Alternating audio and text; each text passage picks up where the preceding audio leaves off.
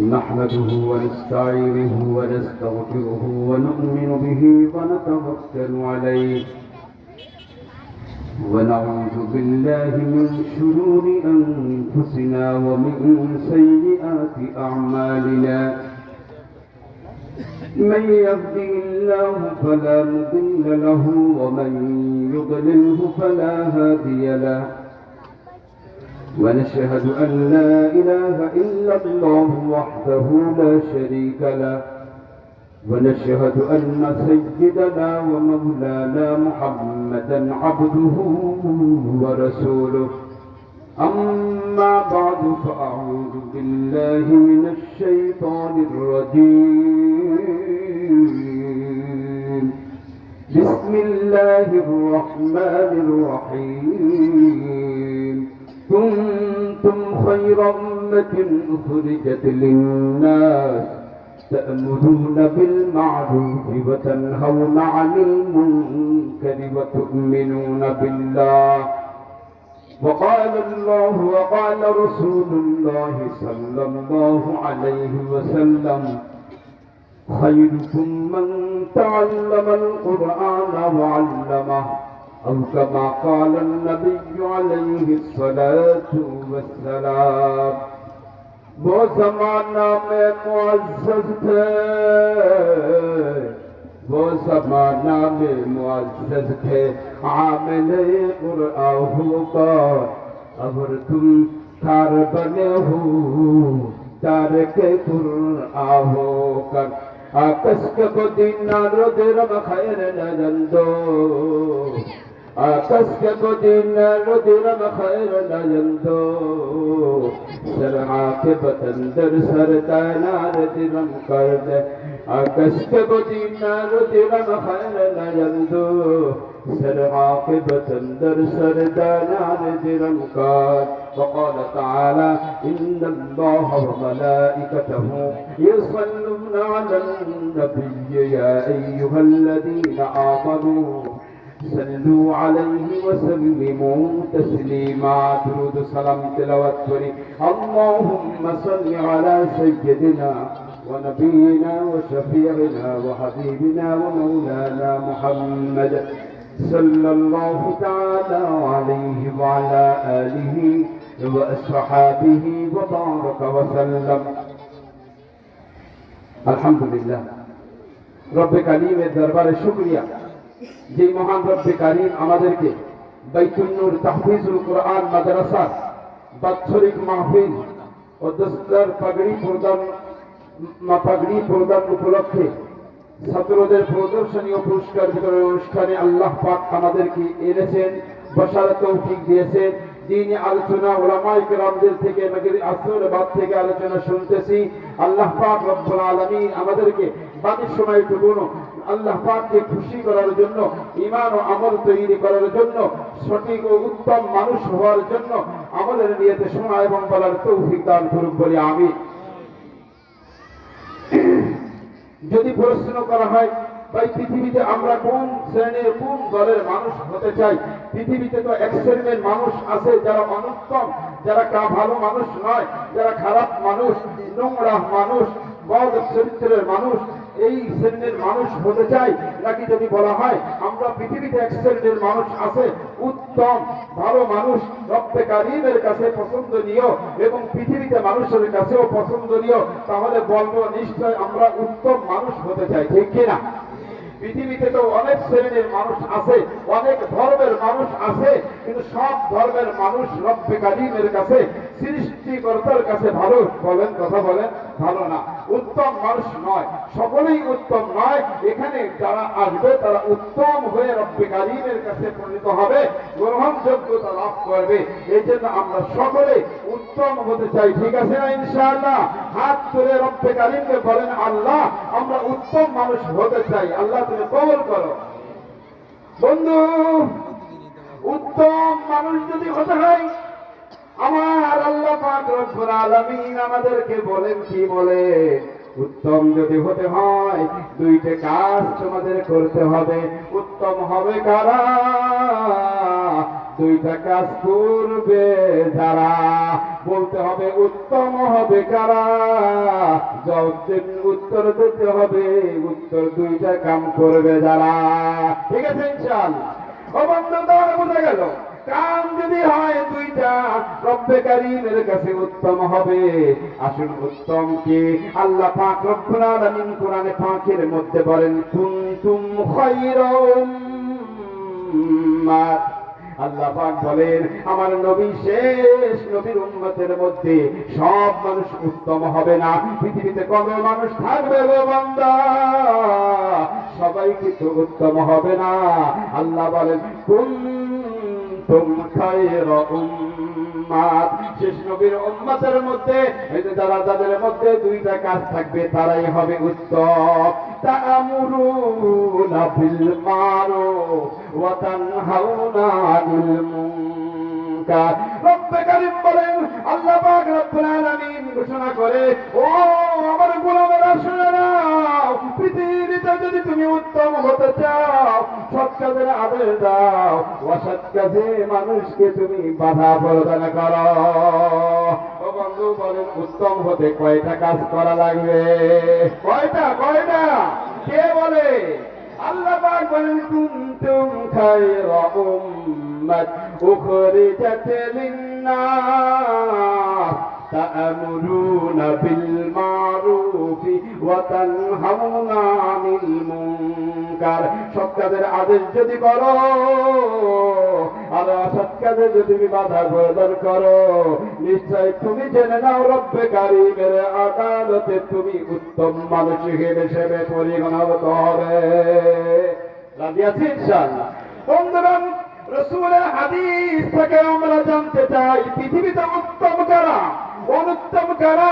রাসূল, কোরআনের রাসূল তার হাদিসে পাকের মধ্যে এক টুকরা হাদিসে বলেন, কুনতুম, রাসূল সাল্লাল্লাহু আলাইহি ওয়াসাল্লাম বলেন, খায়রুকুম, তোমাদের মধ্যে তোমরাই তো উত্তম। প্রশ্ন যদি হয়, হুজুর কারা উত্তম, সামনে আমরা শুনতে চাই। আল্লাহর রাসূল বলেন, কুনতুম, তোমরাই উত্তম, খায়রুকুম, তোমরাই উত্তম। আমাদেরকে উত্তম বলে বলেন কাজ কি, কেন উত্তম হবে?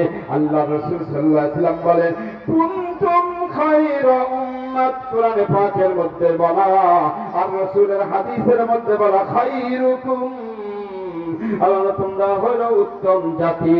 কারা উত্তম? যাদের সম্পর্ক কোরআনের সাথে। কিসের সাথে কথা বলতে হবে? কিসের সাথে? উত্তম হওয়ার জন্য বন্ধু কান লাগাইতে হবে। উত্তম হওয়ার জন্য সম্পর্ক কিসের সাথে লাগাইতে হবে? কিসের সাথে? কোরআনের সাথে। কিসের সাথে? আল্লাহর রাসূল তাই বলেন, খায়রুকুম, তোমাদের মধ্যে উত্তম হলো তারা, মান তাআল্লামাল কুরআনা ওয়া আল্লামা। পৃথিবীর মধ্যে রাসূল বলেন, পৃথিবীর মধ্যে তোমরা উত্তম বললেই হবে না। পৃথিবীর মধ্যে তোমরা অনন্য, অপরিচিত, তোমরা অসম্পূর্ণ, অনুত্তম মানুষ বললেই উত্তম সে হবে না। আমার বিশ্ব নবী, আখেরি নবী, যিনি প্রথম নবী, শেষেও নবী, সকল নবীদের রাসূল, সকল নবীদের ইমাম, সকল নবীদের রাসূল, সকল নবীদের সরদার নাম কি? সকলে বলতে হবে হযরত মুহাম্মদুর রাসূলুল্লাহ সাল্লাল্লাহু আলাইহি ওয়াসাল্লাম। রাসূল তাই বলেন, কে উত্তম শুনে নাও, মান তাআল্লামাল কুরআন, যে ব্যক্তি কোরআন শিক্ষা দেয়, যে কোরআনের শিক্ষা দেয় সেই উত্তম। বন্ধু, বাইতুল নূর তাহফিজুল কোরআন মাদ্রাসায় মুফতি রনি ফারুক, মুফতি ফরিদউদ্দিন রনি সাহেব উত্তম। বন্ধু, হেফজখানার শিক্ষক রাকিব হাসান সাহেব উত্তম, আরাফাত সাহেব উত্তম, মাওলানা ফয়জুল করিম উত্তম। কেন উত্তম? যেহেতু তারা এই মাদ্রাসায় কোরআনের শিক্ষা দেয়। ঠিক? কে বলেন? আমার রাসূল বলেন। কে বলেন? খায়রুকুম মান তাআল্লামাল কুরআনা ওয়া আল্লামা। আল্লাহর রাসূল বলেন, শুধু উত্তম শিক্ষকরাই নয়, যে কোরআন শিক্ষা করবে, শিক্ষা অর্জন করবে, তাহলে বলে ইলমরাও উত্তম। আমার বিশ্ব নবীর ঘোষণা। তাহলে এই মাদ্রাসায় যারা ছাত্র ছাত্রীরা লেখাপড়া করে আল্লাহ রসুলের ঘোষণা অনুযায়ী তারা উত্তম না অনুত্তম বলতে হবে? উত্তম না অনুত্তম? বন্ধু কেন উত্তম হলো? উত্তম হওয়ার কারণে যে কোরআন শিক্ষা দিয়েছে সে উত্তম, যে শিক্ষা গ্রহণ করে তারাও উত্তম। আল্লাহ রসুলের ঘোষণা। বন্ধু তাহলে পৃথিবীতে কত বই আছে, সব বই পড়লে তো তাকে উত্তম বলা হয় নাই, সব শিক্ষককে তো উত্তম বলা হয় নাই, সব ছাত্রদেরকে তো উত্তম বলা হয় নাই। ও আমার প্রিয় বন্ধুগণ, আল্লাহ রসুল উত্তম বলেন যেই রব্বে কারীম বড়, তার কিতাবও বড়, ওই কিতাবের সাথে যার সম্পর্ক থাকবে সেও রব্বে কারীমের কাছে বড়। ও জামানা মে মুস্তাদ থে, वो ज़माना में मुअज़्ज़ज़ थे आमिले कुरआन होकर, अब तुम खार बने हो तारीखे कुरआन होकर। আমার নবী বিশ্ব নবী কোরআন পড়েছেন, কোরআন শিখেছেন, কোরআনের শিক্ষা দিয়েছেন, তাই উত্তম। সাহাবায়ে কিরাম কোরআন পড়েছেন, কোরআনের শিক্ষা দিয়েছেন, তাই তারাও উত্তম। উলামায়ে কিরাম কোরআন শিখেছেন, কোরআনের শিক্ষা দিতেছেন, তাই তারাও উত্তম। আমাদের মধ্যেও যারা কোরআন শিখেছি, কোরআন শিখাইতেছি, তারাও উত্তম। বন্ধু উত্তম হওয়ার মধ্যে একটাই কারণ, শুধু পড়লেই উত্তম হয় না, শুধু পড়ালেই উত্তম হয় না, কোরআন অনুযায়ী শিক্ষা অনুযায়ী আমল করতে হয়। এই জন্য কবি বলেন ও জামানা মে মুস্তাদ থে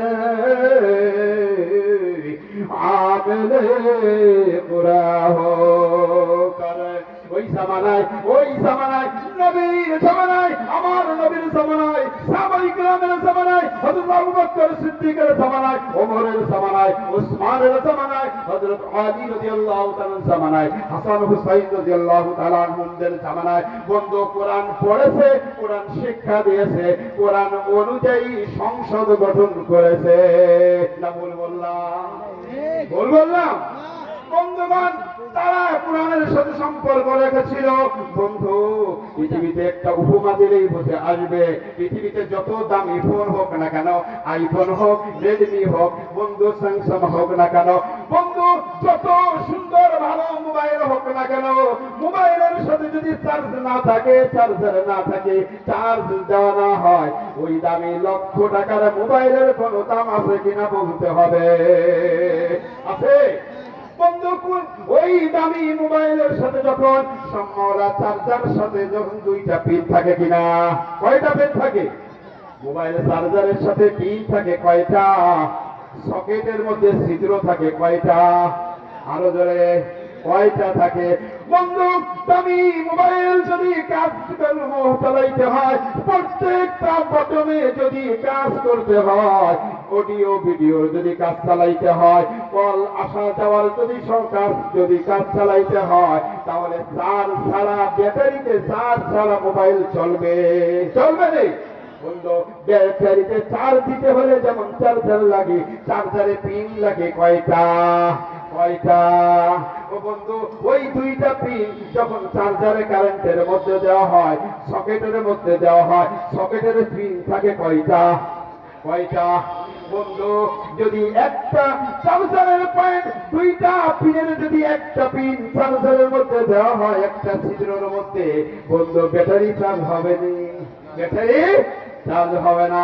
বন্ধু ওই রকম আমার আপনার, আমি আপনি উত্তম যদি রব্বে কারীমের কাছে হতে হয়, হতে রাজি আছি ইনশাআল্লাহ? ও বন্ধু কেমনে ভাবে রব্বে কারীমের কাছে উত্তম হব? বন্ধু আমার আপনার বডি নামক মোবাইল, আমার আপনার বডি নামক মোবাইলের মধ্যে ব্যাটারি কিন্তু একটা আছে, ব্যাটারি একটা আছে। সেই ব্যাটারির নাম হলো কলব। কি? ব্যাটারিটার নাম হলো অন্তর। কি? ব্যাটারিটার নাম হলো কলব। এই কলবটাকেও চার্জ দেওয়া লাগে। বন্ধু কলবটা যখন চার্জ দিব, হাত হাত ঠিক মতো চলবে, হাতের 5টা আঙ্গুল 10টা আঙ্গুল সঠিকভাবে চালানো যাবে।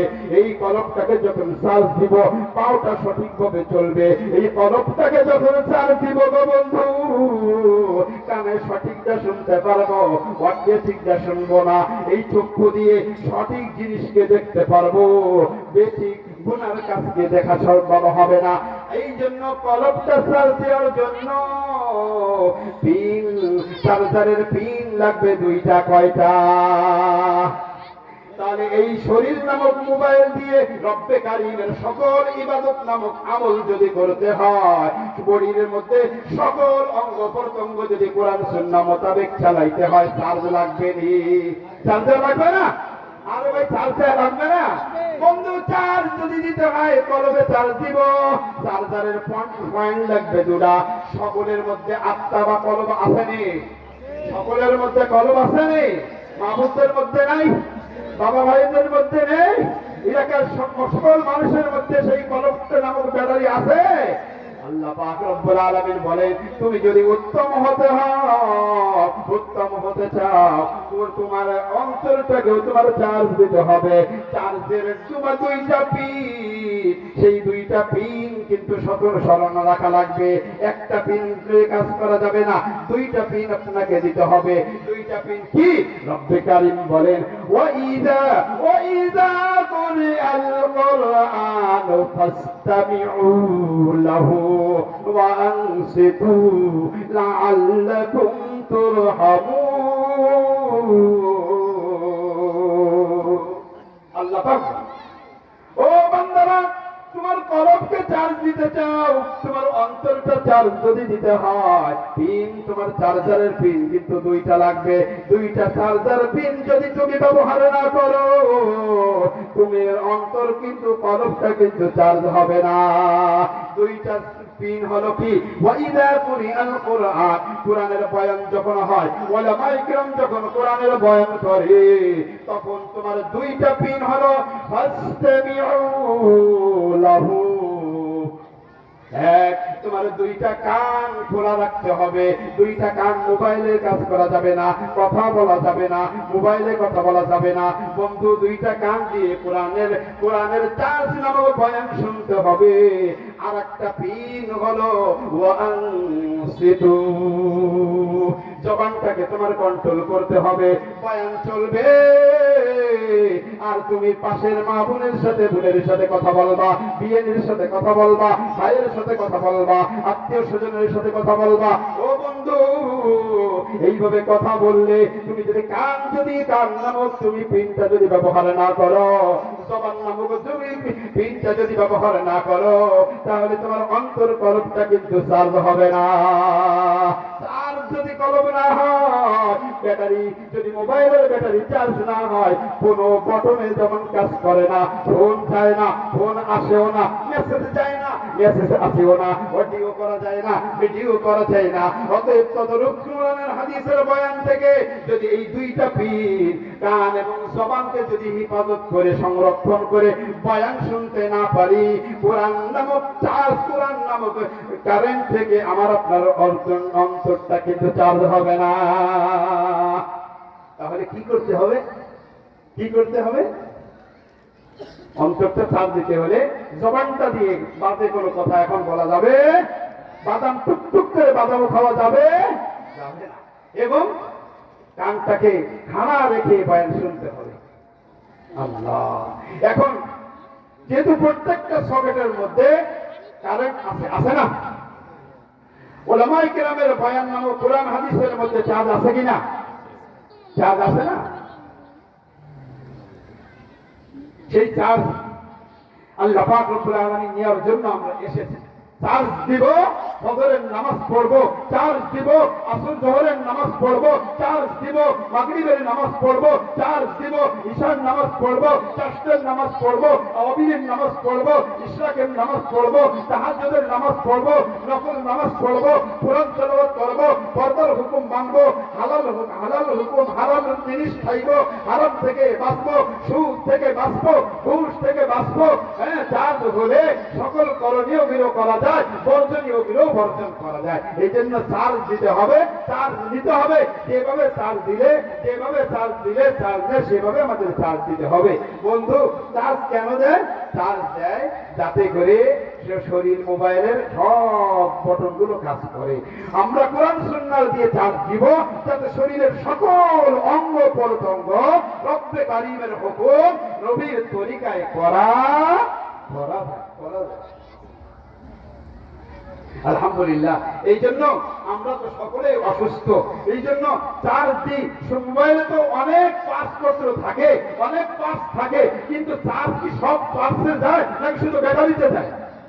কথা বলে না। চার্জ কি শুধু ব্যাটারিতে যায় না অন্য পার্টসেও যায়? শুধু ব্যাটারিতে যায়।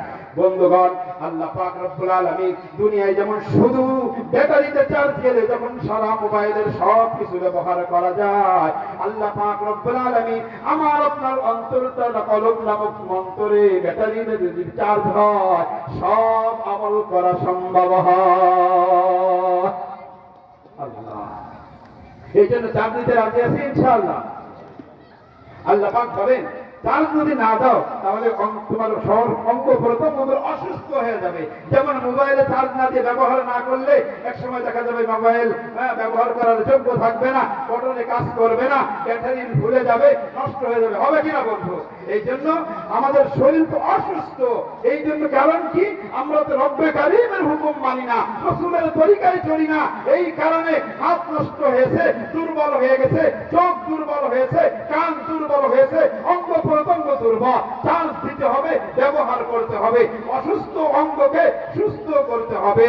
কার হুকুম?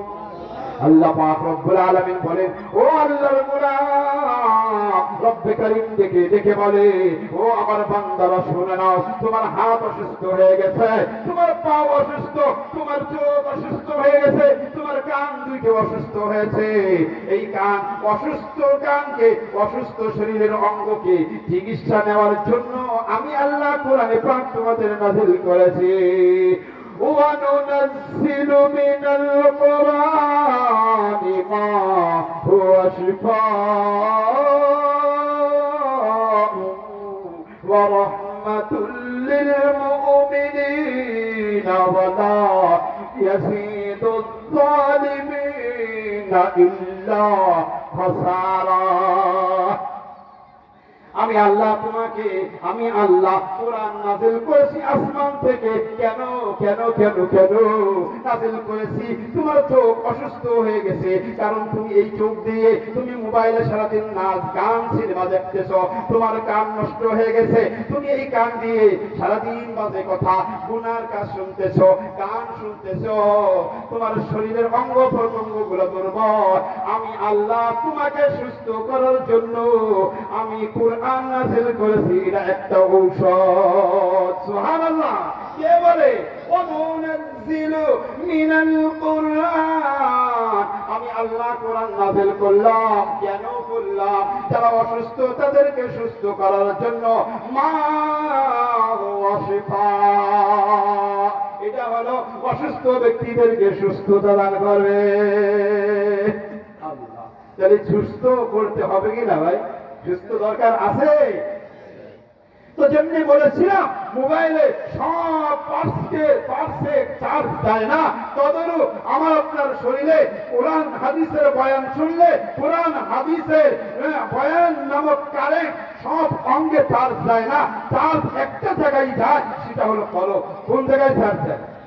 আসেন সেটারও ডকুমেন্ট কোথায় আছে? রব্বে কারীম বলেন, আল্লাহ পাক রব্বুল আলামিন বলেন, আমি আল্লাহ তো কোরআন নাযিল করেছি, তোমার হাতের ট্রিটমেন্ট তো সরাসরি করবে না, পায়ের ট্রিটমেন্ট তো সরাসরি করবে না, চোখের ট্রিটমেন্ট তো সরাসরি করবে না, কানের ট্রিটমেন্ট তোমার সরাসরি করবে না।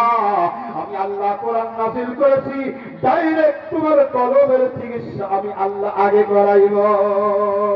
নাযালা বিহির রূহুল আমিন, নাযালা বিহির রূহুল আমিন আলা কলবিক লিতাকুনা মিনাল মুনজিরিন। আমি জিবরাইল জিবরাইলের মাধ্যমে আমি কোরআন নাযিল করেছি আমার নবী বিশ্ব নবীর কলবকে সুস্থ করার জন্য। আল্লাহ পাক তাই রাসূলকে লক্ষ্য করে বলেন নাযালা বিহির রূহুল আমিন। রূহুল আমিন মানে হযরত জিবরাইল আলাইহিস সালাম, জিবরাইলের মাধ্যমে কোরআন নাযিল করেছি আলা কলবি, ও আমার মুহাম্মদ দোস্ত হবে আলা কলবি, তোমার কলবের চিকিৎসার জন্য, তোমার কলবের চিকিৎসার জন্য। তাহলে কি আসলেই কি রাসূলের চিকিৎসা করার উদ্দেশ্য না আমাদেরকে? কথা বলতে হবে। রাসূল কি কোনো গুনাহ করে? রাসূল নিষ্পাপ। রাসূল ওহী পাওয়ার পূর্বেও, নবুয়ত পাওয়ার পূর্বেও গুনাহ করে নাই, পরে তো করেই নাই। অতএব রাসূল নিষ্পাপ। তার অন্তর কি চিকিৎসা করবে? তার কলব তো চিকিৎসা হয়েই আছে, অন্তর তো চিকিৎসা করেই আল্লাহ পাঠিয়েছেন আমাদের চিকিৎসার জন্য। আল্লাহ পাক কোরআন দিয়েছেন। বন্ধু, বাবা মার কাছে সন্তান অসুস্থ হলে, বাবা মার হুকুম না মানলে, কথা মতো না চললে সন্তান যদি নষ্ট হয়, বাবা মা কষ্ট পায় কিনা বলে? কষ্ট পায়। বাবা মা অনেক সময় বলে কপাল পোড়া, তোর জন্য এত কিছু, আমার কথা শোনস না, আমার যেভাবে চলতে বলি সেভাবে চলো না, যেটা খাইতে নিষেধ করি সেটা খাও কেন, যেটা করতে বলি সেটা করো না, তোমার মন মতো করার কারণে এই অবস্থা তোমার, তুমি অসুস্থ হয়েছে পড়েছ, এখন তোমার চিকিৎসা, জানি না তোমার কোন হালাত হবে। বাবা মা কষ্ট পায় কিনা? ও বন্ধু আমার, আল্লাহ পাক রব্বুল আলামিন পৃথিবীর সকল মানুষকে লক্ষ্য করে ডাক দিয়ে বলে ইয়া আইয়ুহাল ইনসান, ও আমার মানুষেরা, ও আমার ইনসান জাতিরা, তোদেরকে এত ভালোবাসার তৈরি করলাম, সুন্দর করে সৃষ্টি করলাম। হায় হায়, ওয়ালাকাদ কাররামনা বানি আদম, আমি আদম জাতিকে সম্মানিত করে সৃষ্টি করলাম, তাজিম করে সম্মানিত করে আমি সৃষ্টি করলাম। সম্মানিত বা উত্তম হওয়ার কারণ সেটা আমি যেটা পূর্বে বলেছিলাম, আমি তোদের মধ্যে থেকে উত্তম রূপে সম্মানিত করেছি, কারণ তোমাদের কাজ হলো সৎ কাজের আদেশ করবে, অসৎ কাজে বাধা প্রদান করবে। অতএব যখন তোমরা করলে না, যখন আমার হুকুম মানলে না, আমার পথে চললে না, আমার রাসূলের মতে না চলার কারণে তুমি অসুস্থ, তোমার অঙ্গগুলি অসুস্থ, কলবটা অসুস্থ হয়েছে।